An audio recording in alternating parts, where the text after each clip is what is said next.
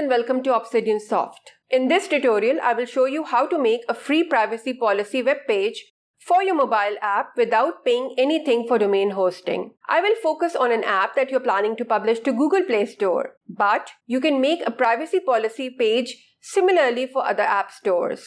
For Google Play Console, you have to provide the privacy policy URL in the app content section for your app.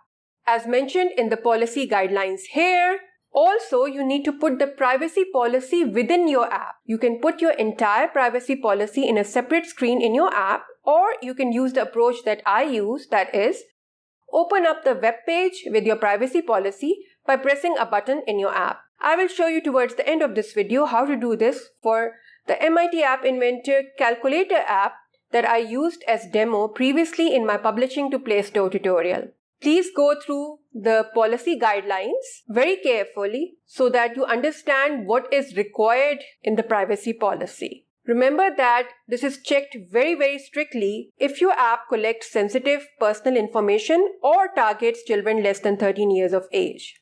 I will also give link to one of my privacy policies in the video description for my Phonics Fun app that has ads and in-app purchases, so you can use it as a guideline. So let's begin. Go to sites.google.com. I will give the link in the video description. You will need to sign in using a Gmail account. So sign in or create a Gmail account if you don't have one. You can have multiple sites, websites with one Gmail account. Press on the plus button and this is the home page of your new website. Yes, you're also learning in this tutorial how to make a free website as a bonus without paying any hosting fees. Basically, your site will be hosted on Google Drive, and Google Drive provides ample free space for such kind of hosting. So this is the website of your app where you can provide information about what your app does. In our case, let's continue with our calculator example and change the page title to calculator. Now, click on Pages on the right-hand side and then click on the plus button. And let's give a name to this page, privacy policy, and press Done. As you can see that a link has been added here. Make sure that the privacy policy page is selected here. You can toggle between the pages, the home page and the privacy policy page in this way.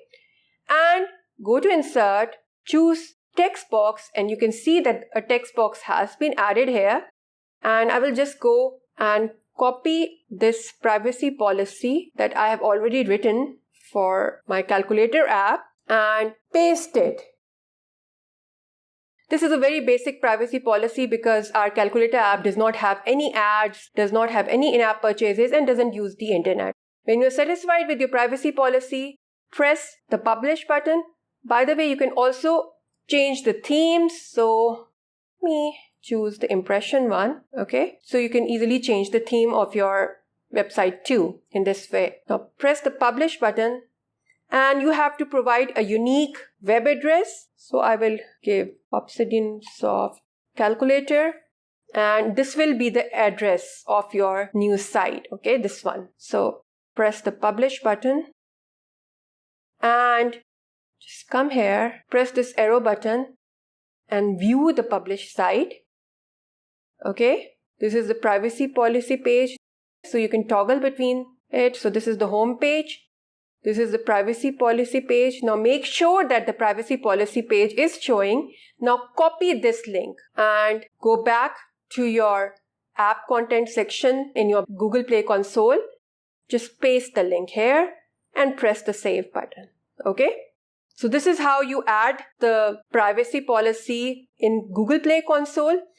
Now, the last thing is adding it within your app. Okay. So let me show you how to do that quickly. So this is my calculator app opened up. So what you need to do is that either add a button on the main screen that says privacy policy or has a lock icon on it, or you can add this button on your settings screen if you have one. Okay. So I have already done it for the calculator app in this way. Now add another screen. So screen 2 is the name.